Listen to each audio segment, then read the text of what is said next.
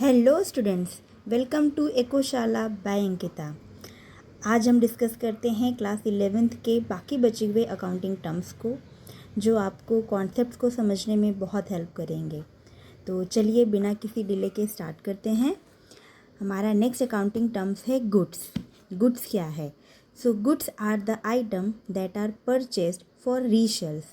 It means business जिस purpose से goods यानी माल को ख़रीदता है ताकि उसे दोबारा बेच सके, उसे गुड्स कहते हैं। ठीक है, यानी हम जिस चीज़ का बिजनेस कर रहे हैं, हम उस चीज़ को ख़रीदते हैं ताकि हम उसे सेल कर सके, तो उसे हम क्या कहते हैं? गुड्स कहते हैं।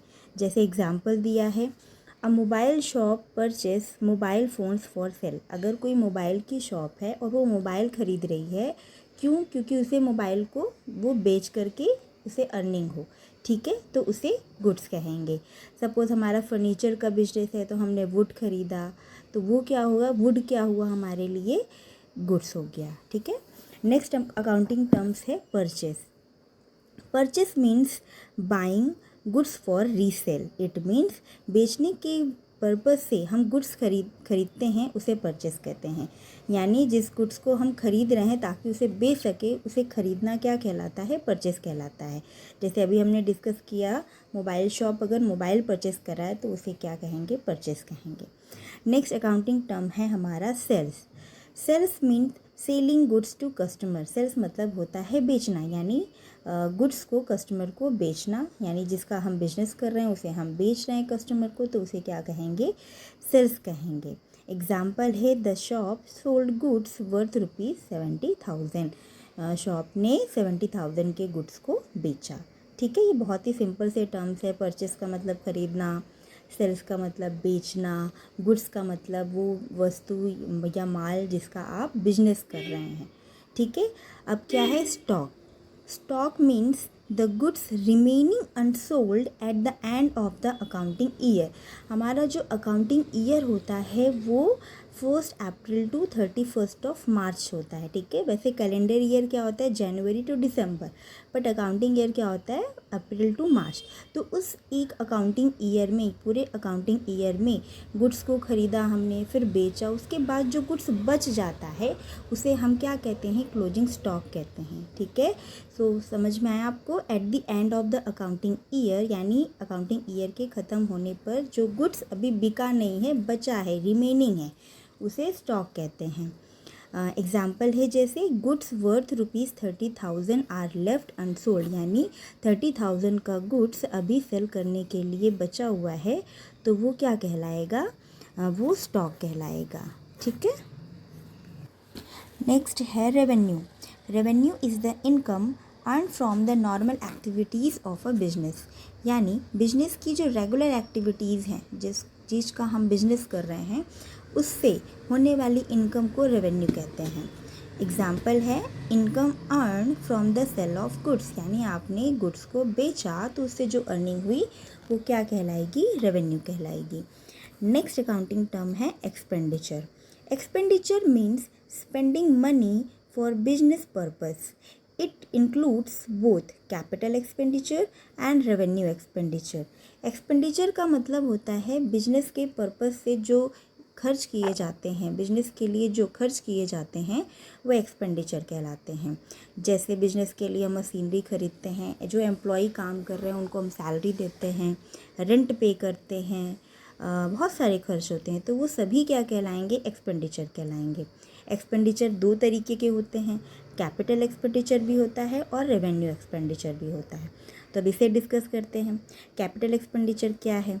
Capital expenditure is the expenditure incurred to acquire or improve fixed asset.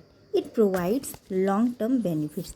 यानी जो खर्च बिजनेस को कई सालों तक बेनिफिट दें और जो फिक्स्ड एसेट को बनाए, वो क्या कहलाते हैं? Capital expenditure. यानी सपोज़ आप लैंड खरीद रहे हैं, बिल्डिंग खरीद रहे हैं, मशीनरी खरीद रहे हैं, तो ये क्या है? इसका बेनिफिट आपको केवल करंट अकाउंटिंग ईयर पे ही नहीं, यानी 1 साल तक ही नहीं, आपको कई सालों तक इनका बेनिफिट मिलेगा। तो एसेट को भी आपने समझा है, वो कोई भी चीज़ जो आपको फ्यूचर में बेनिफिट दे वो एसेट कहलाती है। यानी आप ये समझ सकते हैं एसेट परचेस में किया गया खर्च, फिक्स्ड एसेट को परचेस में किया गया खर्च कैपिटल एक्सपेंडिचर कहलाता है। ये हमें लॉन्ग टर्म के लिए बेनिफिट देता है। एग्जाम्पल है परचेस ऑफ मशीनरी, बिल्डिंग और furniture.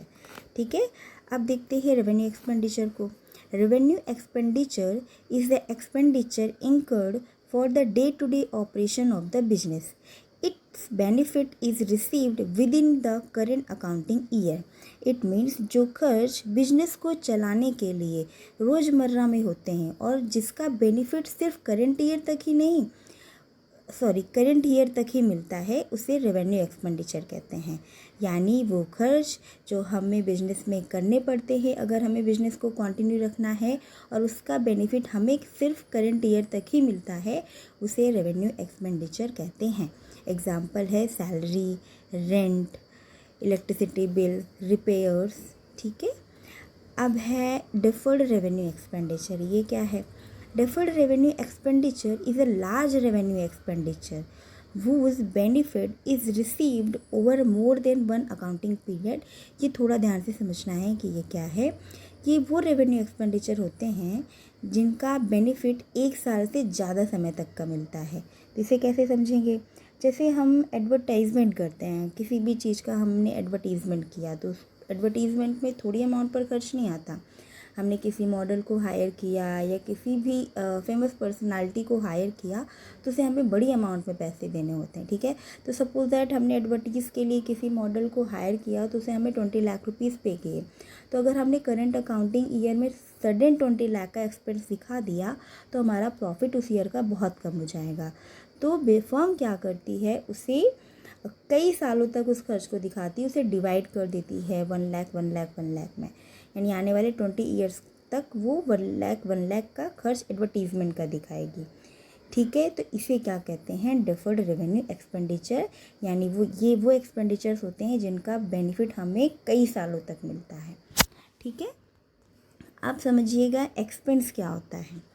Expenses are the cost incurred in the day-to-day operation of the business to earn revenue. यानी बिजनेस को चलाने और इनकम अर्न करने के लिए जो डेली खर्च होते हैं उसे एक्सपेंस कहते हैं। अगर हमें अपने बिजनेस को चलाना है और इनकम अर्न करनी है तो हमें वो कुछ खर्च करने ही पड़ेंगे, तभी हमारा बिजनेस कंटिन्यू रहेगा। तो उसे कहते क्या हैं? एक्सपेंस कहते हैं। ठीक है, जैसे एग्जाम्पल क्या है? सैलरी देना, रेंट देना, वेजेस, इलेक्ट्रिसिटी बिल, ये सारे खर्च को आप अवॉइड नहीं कर सकते, फर्म को करने ही होंगे। ठीक है, तो ये क्या कहलाता है? एक्सपेंस कहलाता है। तो आपको एक क्वेश्चन आ रहा होगा कि एक्सपेंस और एक्सपेंडिचर क्या है। तो एक्सपेंडिचर एक ब्रॉड टर्म है, बड़ा टर्म है। एक्सपेंस क्या है? उससे छोटा है। इसका मतलब सारे जो एक्सपेंस होते हैं वो एक्सपेंडिचर हैं। आप ऐसे याद रख सकते हैं, every expense is an expenditure. यानी सभी खर्च एक एक्सपेंडिचर हैं, बट सभी एक्सपेंडिचर एक्सपेंस नहीं है, क्योंकि एक्सपेंडिचर में कैपिटल एक्सपेंडिचर भी आता है, रेवेन्यू भी आता है। तो आप रेवेन्यू एक्सपेंडिचर को मान लीजिए कि वो एक्सपेंस में है, बट जो कैपिटल एक्सपेंडिचर है वो एक्सपेंस नहीं है। ठीक है, आज की क्लास में हमने बहुत ही इम्पॉर्टेंट टर्म्स को डिस्कस कर लिया है, बहुत ही सिंपल लैंग्वेज के साथ। मुझे उम्मीद है आप सभी को बहुत अच्छे से समझ में आया होगा। अगर वीडियो हेल्पफुल लगी हो तो लाइक ज़रूर करें, अपने क्लासमेट के साथ शेयर करें और चैनल एकोशाला बाय अंकिता को सब्सक्राइब करना ना भूलें। अगली क्लास में मैं आपको सभी अकाउंटिंग टर्म्स जो बचे हुए हैं वो फिनिश कर दूंगी, तो हमारा ये टॉपिक ख़त्म हो जाएगा और मैं एक 1 शॉट लेकर आऊँगी जिसमें सारे टर्म्स एक ही वीडियो में आपको मिलेंगे और बहुत ही क्विक रिवीजन होगा आप सबके लिए। तो मिलते हैं अगली क्लास में। Thank you for watching.